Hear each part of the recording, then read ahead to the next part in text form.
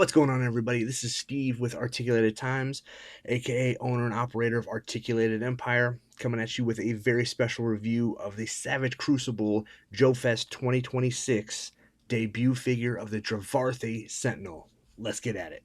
So, if you were in attendance this past weekend at Joe Fest 2026, you were among some of the very first people to lay eyes on the Drevarthi Sentinel. Savage Crucible leading up to the show kept it very tight-lipped. You know, a few teasers here and there, some bloody handprints, a bloody handprint on a torso. The bloody hand symbol popped up a few times on some YouTube shows, but never a full reveal. And with how the figure came out, I can see why they wanted to probably not blurt it out there, blood-covered figure or anything like that. But again, I think they did the right approach with everything. They kind of built some more anticipation with everything. So I think people are going to be pleasantly surprised with this one. All right. So without further ado, let's introduce you to the Drevarthi Sentinel by Savage Crucible. And man, that's pretty dope. That looks really, really cool. The blood not over the top. I mean, yes, we have bloody hands, we have bloody handprints on there, but again, not completely like saturated with everything. I think what makes this really cool and kind of makes this make sense is if you take a look at the bio. I think this bio really ties into perfectly the character design, the paint, it all makes sense. So I would definitely recommend pausing, reading this. I think that just adds a huge layer of awesome to the figure. So let's crack this guy open and take a look at the Drevarthi Sentinel. All right, here we are out of the package, the Drevarthi Sentinel. And I gotta say, this figure looks terrifying. If I was on a battlefield and I saw this guy standing across from me, I think my days would be numbered. I think this is a fantastic design, expertly executed. So if you read the bio, you notice that they mention that they wear the ashes of their ancestors. Okay, so this is not cast in white. This is still skin tone, but then they have the paint applications to make it look as if it's ashy. So if you kind of see here at the elbow joints and at the hands, there's definitely some off color. It's not a pure white. And then one thing I noticed today, actually, I believe it was on one of the Facebook groups. They were like, "Hey, I've seen this face paint before." And if you are familiar with, I believe his name is Nick Whitmore, he is one of the designers for Savage Crucible. He had a profile photo a number of years ago with face paint very, very similar to this, which looked so badass in the profile photo then. I feel like this is expertly executed on an action figure as well too. Another cool thing about the paint is the blood. I don't know if you can kind of pick it up. It has like a little bit of a gloss to it. So making it look like it was literally freshly put on there. Some really, really cool design on that. But yeah, for a lot of us that have been around a while, this figure is reuse, and which is common. Okay, there are a few new pieces in here, and we'll get into that in just a minute. But we're gonna go over articulation.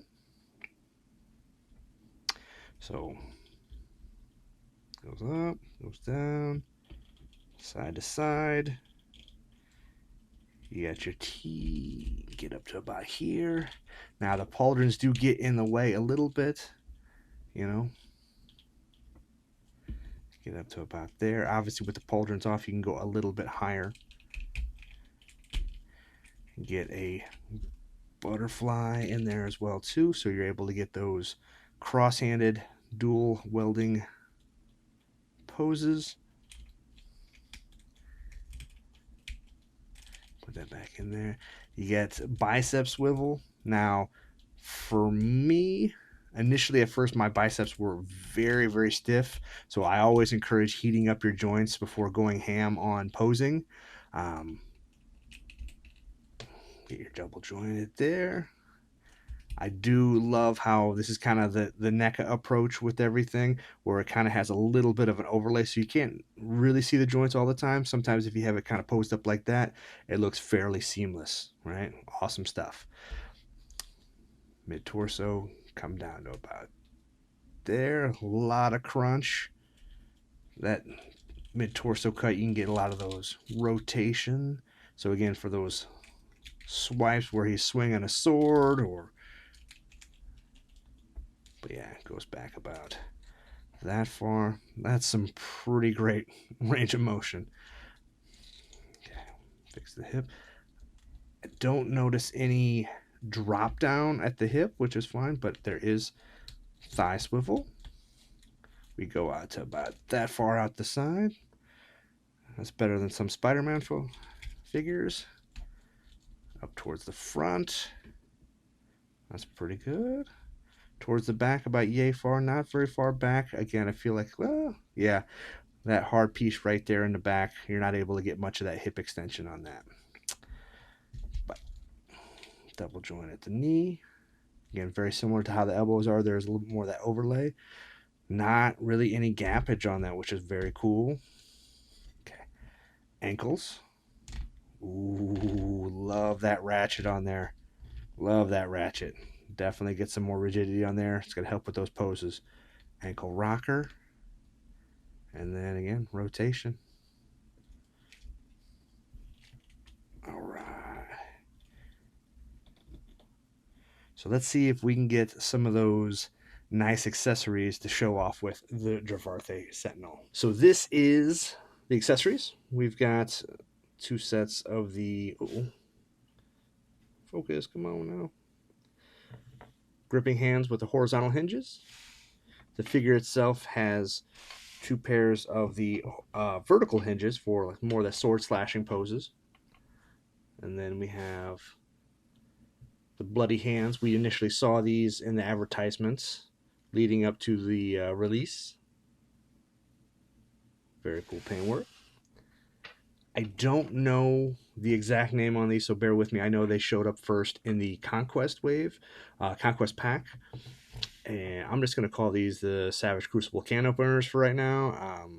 Again, I think this is kind of cool. Got all different kind of slashing effects with this. I think these are some really, really cool pieces. Comes with a cool axe, which I believe we saw this initially with Veterex Viteris Rapax. With his was covered in blood. So I think that might be something worth tracking down to go with our Drevarthi Sentinel. What else we got? We have something new. Whoa, come on, focus. There we go. The new dagger. Some nice little paint hits on that. Very cool. Very cool plume on that. We've got this sword, which we've seen a number of times already.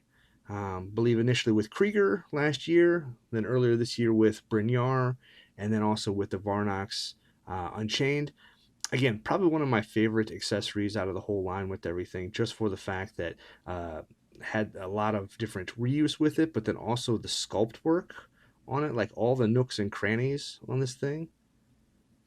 It's just top notch. I love how they make it look battle worn and not something that just came right, you know, new and unopened, fresh out the package with everything. This looks like it's been through hell and back, which I think is a really, really nice touch. And then the helmet. This alternate look here, I believe we initially saw this with, oh god, I think this is in the Conquest pack as well too, maybe with a red if on there if I'm not mistaken. But the horns, but I think just that sculpt work and everything there. The horns coming off of the side. Really, really cool piece. Really cool piece. So, we initially spoke before about reuse.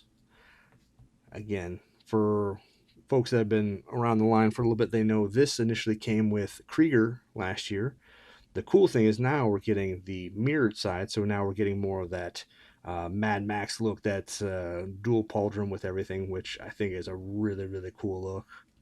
A lot of nice detail in there. If I can get my camera to focus, maybe, or not. But yeah, initially when that came out, that also had like a little section that popped into that plug there to kind of have the fur going more downwards with everything. I think this is a really good look without it. I feel like that piece might have gotten in the way a little bit articulation wise. So again, not having it, it's not a big miss by any means.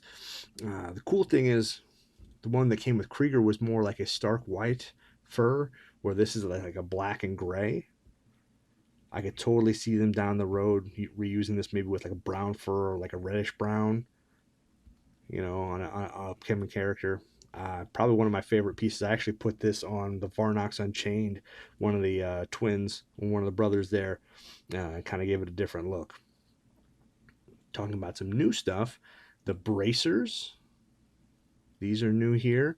And those are not sculpted on there, so these are removable. So again, pop the hands off and get some different looks on some other characters with popping and swapping.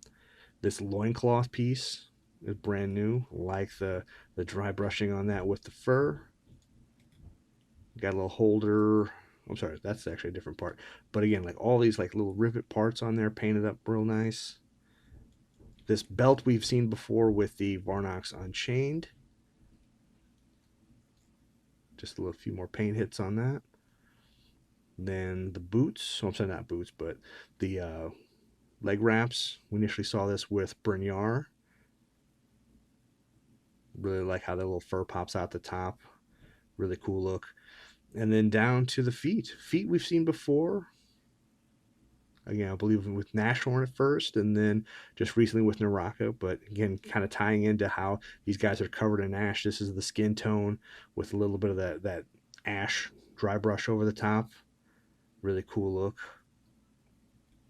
And then the head itself. I believe this is all brand new on this one. Again, I feel like they're going to definitely get some miles out of this, but the face paint on that really makes this thing stand out.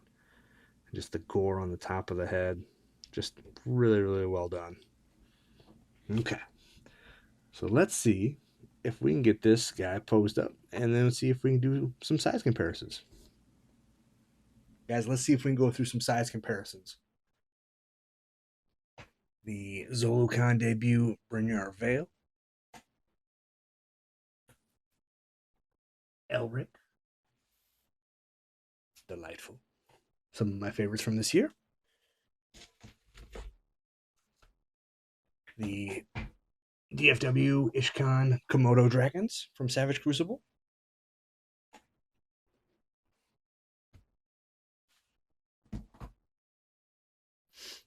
Zest Ray Studios Bernice and Cassia.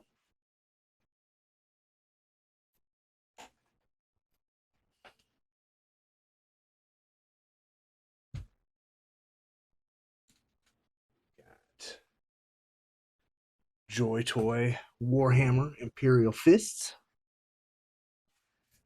Medi Toys Oni Samurai. That's a big one. Definitely like what those guys are doing too. All right, let's see if we can go with domestic side of things. We're going to go with Captain America from Marvel Legends Gamerverse. G.I. Joe Classified Sundown.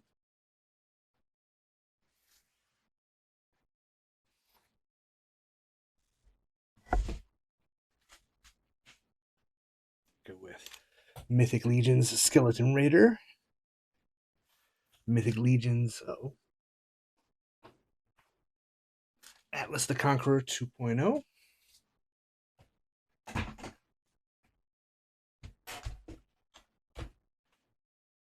We're going to go with Valaverse the Blackbeard. Fexed Hobby Acid Rain.